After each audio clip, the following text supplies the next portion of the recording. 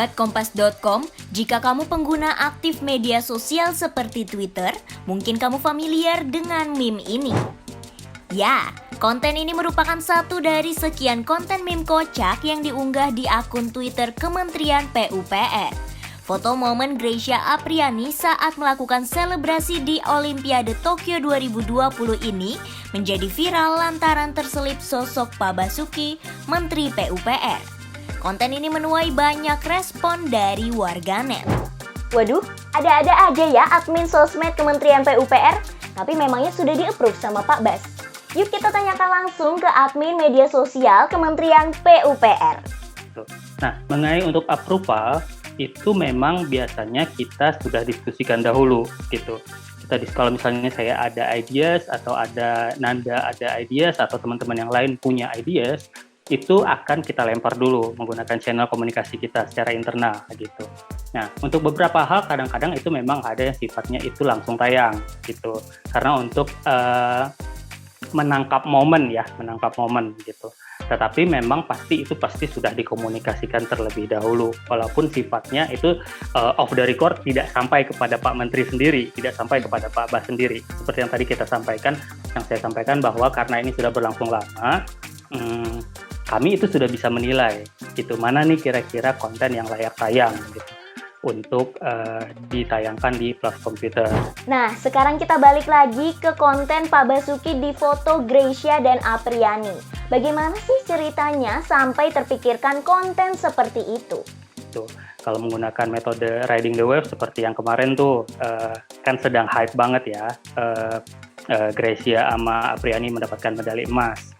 Lalu itu timbul isu negatif di masyarakat gitu, bahwa kenapa kok pejabat Indonesia suka banget banci tampil gitu, banci tampil dengan mengedepankan sosok mereka sendiri gitu, kayak berusaha mencuri panggung ya gitu. Dan kebetulan waktu itu ada praktisi transportasi publik Adiansyah itu tweetnya kebetulan disukai oleh masyarakat yang mendukung bahwa memang pejabat Indonesia itu suka mengambil panggung, suka tampil sendiri. Nah, hal yang itu kita berusaha ambil kesempatan, melihat celahnya di mana, gitu. Sehingga muncullah tweet tersebut. Karena pada dasarnya itu dicaci bahwa pejabat itu suka tampil dengan mukanya yang besar. Kita berusaha ambil, ini yang tidak disuka, bahwa yang mukanya tampil lebih besar. Kita ambil faktornya yang esensinya, witty-nya itu berarti pejabatnya harus tampil lebih kecil. Sehingga muncullah tweet itu yang dengan captionnya kalau yang ini udah kecil belum gitu. Wah, menarik banget ya. Tapi memang sih konten kemarin itu viral di kalangan sahabat kompas.com. Tapi Min, followers Kementerian PUPR jadi nambah nggak gara-gara konten itu? Nah, memang berkat meme yang kemarin itu terjadi lonjakan yang luar biasa gitu, lonjakan yang luar biasa dari engagement dari satu konten itu aja gitu. Kalau biasanya itu per minggu engagement yang bisa kita impresi yang bisa kita dapatkan itu kurang lebih sekitar 1 juta biasanya.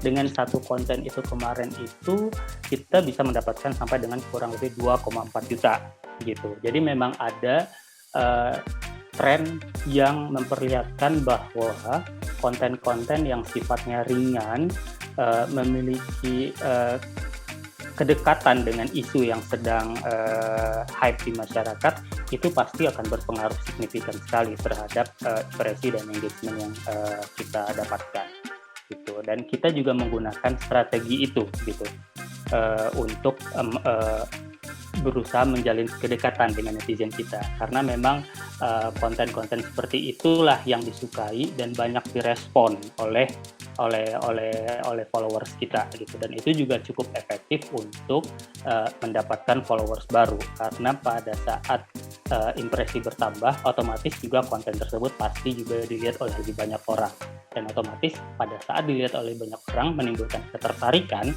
otomatis nanti pasti ada efeknya terhadap penambahan followers.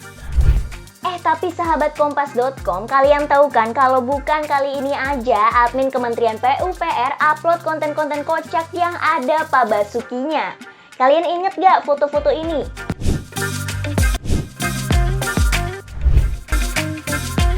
ini bukan konten yang pertama gitu, karena dulu juga pernah ada apa aja sih Nan? Gue lupa. Dulu pernah ada konten roti dengan meses tuh gitu. Jadi kita juga pernah sampai dengan 20 ribuan. Lalu juga belum lama itu ada konten yang salaman itu juga sampai dengan 20 ribuan. Lalu yang sebelumnya yang belum lama itu ada Pak Bas yang nyuruh bangun gitu. Bisa bangun nggak? Bisa Pak. Itu juga kurang lebih sekitar 13 atau 14 ribu. Jadi sebenarnya pada saat kita menayangkan konten tersebut, kita sebenarnya sudah punya perkiraan nih, kira-kira ini disukai seperti apa. Atau sebelumnya dulu pernah timbul perdebatan di publik yang tentang Gunung Salak kelihatan dari Jakarta. Jadi kan timbul berbagai macam pendapat dari netizen gitu tentang ini bener nggak gitu, apakah pihak pertama yang mempublikasikan foto tersebut menggunakan foto asli gitu. Nah, kita berusaha mengambil momen dengan menggunakan sosok Pak Bas. Waktu itu kita menggunakan sosok Pak Bas yang sedang bersalaman dengan ukuran yang cukup besar, dengan latar belakang foto yang menjadi kontroversi tersebut, tapi dengan menggunakan bahwa kita mengajak nggak usah ribut gitu, nggak usah berantem, mending kita salaman aja, mending kita temenan gitu. Dan itu juga disukai. Sahabat Kompas.com, konten meme kocak ini kan sering diupload untuk menanggapi hal-hal yang sedang hangat, termasuk hal berbau politik. Namun ada nggak ya pejabat yang merasa tersindir karena adanya konten meme ini? Kita tanyakan langsung ke adminnya, bagaimana nih Min? Ini memang kami berupaya itu tidak memasuki isu yang sifatnya politis gitu, sama sekali menjauh dari isu yang politis itu dengan menanggapi hal-hal dari netizen yang berusaha menggiring ke arah sana gitu. Kita tidak menanggapi hal-hal tersebut karena selaku pemerintahan kita harus bersikap netral. Nah, sampai sejauh ini alhamdulillahnya belum pernah ada gitu. Belum pernah ada dari tokoh politik partai tertentu atau dari akun kementerian lain atau katakanlah atau mungkin dari pihak KSP sendiri misalnya, katakanlah seperti itu. Belum pernah ada sih. Sampai dengan sejauh ini kita masih berupaya untuk menjalankan strategi tersebut untuk tidak menyinggung secara langsung hal-hal yang sifatnya positif. Sehingga sampai dengan saat ini belum ada sih, Mbak. Tapi Min, aku penasaran lagi deh, kalau bikin konten-konten kocak kayak gini nih, pernah nggak sih ditegur sama Pak Basuki sendiri? Atau mungkin sama pimpinan Kementerian PUPR? Kalau sambutan masyarakat bagus, biasanya pimpinan kita juga nggak ada masalah gitu. Tapi kalau pernah waktu itu ngeluarin tentang ikan hiu ya Mas Indra ya, kena tegur. Padahal ya sebetulnya itu menurut kita sih biasa aja, cuman karena tanggapan dari pimpinan itu sensitif di masa pandemi, jadi ya sudah gitu. Kita kena tegur gitu sih. Jadi memang yang paling kita sangat pantau itu Instagram. Kalau Twitter itu ketika tiba-tiba ada komen yang negatif baru tuh sampai ke kita. Tapi kalau misalnya kayak kemarin nih anteng-anteng aja bahkan viral, itu nggak dipermasalahkan dengan konten-konten yang nyeleneh gitu. Saya mau nambahin dikit. Sebenarnya dari karakteristik netizen followers kita itu mostly sebagian besar itu pada saat kita menaikkan konten yang sifatnya ringan tadi, itu sebagian besar itu tone-nya itu positif. Memang ada kadang-kadang itu muncul tone negatif, tetapi karakteristik dari tone negatif itu pertama biasanya bukan account real gitu. Account-nya itu biasanya muncul dari account yang sifatnya memang hater terhadap kebijakan apapun yang dilakukan oleh pemerintahan. Tapi kalau misalnya memang kira-kira negatifnya itu muncul hanya dengan katakanlah persentase yang jauh lebih kecil daripada persentase yang sifatnya tone-nya positif, kita akan memilih untuk menaikkan gitu. Karena biasanya yang negatif ini sifatnya itu digoreng gitu bareng-bareng oleh pihak hater dari pemerintah itu. Sehingga kita lebih memilih daripada kita fokus pada hal yang negatif yang sifatnya kecil, yang tidak real ini, mending kita fokus kepada hal-hal yang sifatnya positif. Karena yang negatif itu pasti selalu ada aja gitu, selalu ada aja tapi jumlahnya tidak banyak. Yang negatif itu muncul seperti akun resmi pemerintah kok nge-tweetnya kayak gini gitu. Kok digunakan untuk hal-hal yang sifatnya itu mengglorifikasi pejabatnya sendiri. Nah, itu rata-rata yang seperti itu yang muncul dan digoreng. Oke, pertanyaan terakhir nih Min. Biasanya konten-konten itu dipersiapkan mendadak atau justru udah ada konten plan-nya ya Min? Kalau workflow dan content plan itu bukan sebulan lagi, kita bikinnya setahun dulu nih. Setahun itu inventarisir hari-hari besar, tema-tema yang mau diangkat per bulannya gitu. Terus itu juga kita pastikan komposisinya merata karena PUPR kan ada 4 bidang utama tuh. Jangan sampai isinya jalan jembatan, kita harus bagi gitu komposisinya. Jadi untuk materi kita itu sebenarnya kita kan subbagian kita adalah bagian dari Biro Komunikasi Publik yang lebih besar gitu. Jadi bahan itu dari teman-teman yang lain juga, saya dari hasil foto. Jadi teman-teman fotografer itu biasanya kalau habis liputan gitu ya, mereka akan store foto gitu kan. Nanti kalau misalnya ada foto-foto yang lucu gitu, itu biasanya bonus. Ini kayaknya bisa dinaikin deh, dengan caption yang lucu seperti ini kayak gitu. Kalau aku pribadi sih punya satu bank gitu yang isinya foto-foto lucu. Jadi nanti kalau misalnya lagi sepi gitu, ini kira-kira ini bisa nih dinaikin gitu. Tinggal main caption aja gitu. Dari TikTok sendiri hampir mirip sama kayak kanal yang lain gitu kan.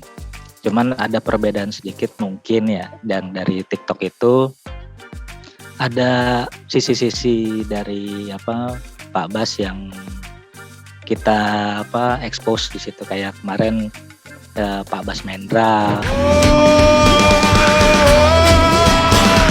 terus kayak Pak Bas motoran di food estate, terus kayak banyak lah, maksudnya yang kayak Pak Basuki itu juga relate sama yang Instagram juga sih, yang cegah COVID yang dengan Basuki itu. Terus kalau konten-konten yang yang lain itu sama juga, ada beberapa yang memang kita olah sendiri gitu kan, dari tim sendiri kita olah sendiri. Sisi-sisi yang memang secara umum ini kayaknya memang perlu dipublish gitu kan. Terus kalau dari kreatifnya sendiri ya kita sendiri aja yang gimana cara ngemasnya sampai ke narasinya segala macam. Terus pemilihan dari backsoundnya segala macam. Terus ada beberapa yang memang ya nggak jauh beda lah sama kanal yang lain, cuman dikemasnya itu secara fun aja sih kalau di TikTok.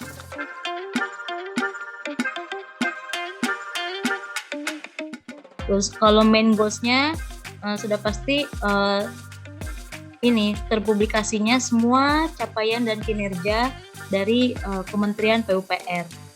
Itu sih sebetulnya. Jadi walaupun jadi semua aktivasi, memes atau apapun itu goalsnya sama, itu penyegaran aja. Tapi kalau main goalsnya memang publikasi terhadap capaian dan kinerja Kementerian PUPR. Kalau untuk mengejar followers itu bukan target utama dari adanya medsos ini. Gitu. Jadi tujuan utamanya memang penyebarluasan informasi kinerja Kementerian PUPR gitu terhadap masyarakat. Ini kan juga Pak Menteri sering mengingatkan gitu bahwa kita itu kerja pakai uang rakyat gitu, jadi harus dilaporkan gitu penggunaannya untuk apa gitu. Nah, jadi medsos ini sebenarnya tujuan utamanya untuk itu sih, laporan. Kita udah menggunakan anggaran APBN untuk apa-apa aja ke masyarakat gitu, bahwa diselingi oleh konten-konten ringan itu ya memang salah satu strategi untuk meningkatkan follower, untuk meningkatkan engagement kita gitu. Tapi tujuan utamanya tetap untuk sebagai bentuk akuntabilitas dari Kementerian PUPR kepada masyarakat. Nah, itu dia pembahasan tentang akun media sosial Kementerian PUPR. Kalau sahabat kompas.com masih ada yang pengen dikepoin tentang apa aja, boleh banget kalian untuk isi kolom komentar di bawah ini ya. Nantikan informasi unik lainnya hanya di kompas.com. See ya! Terima kasih Mbak Novi, terima kasih teman-teman PUPR semua. Terima kasih, Mbak. Terima kasih. Terima kasih Mas.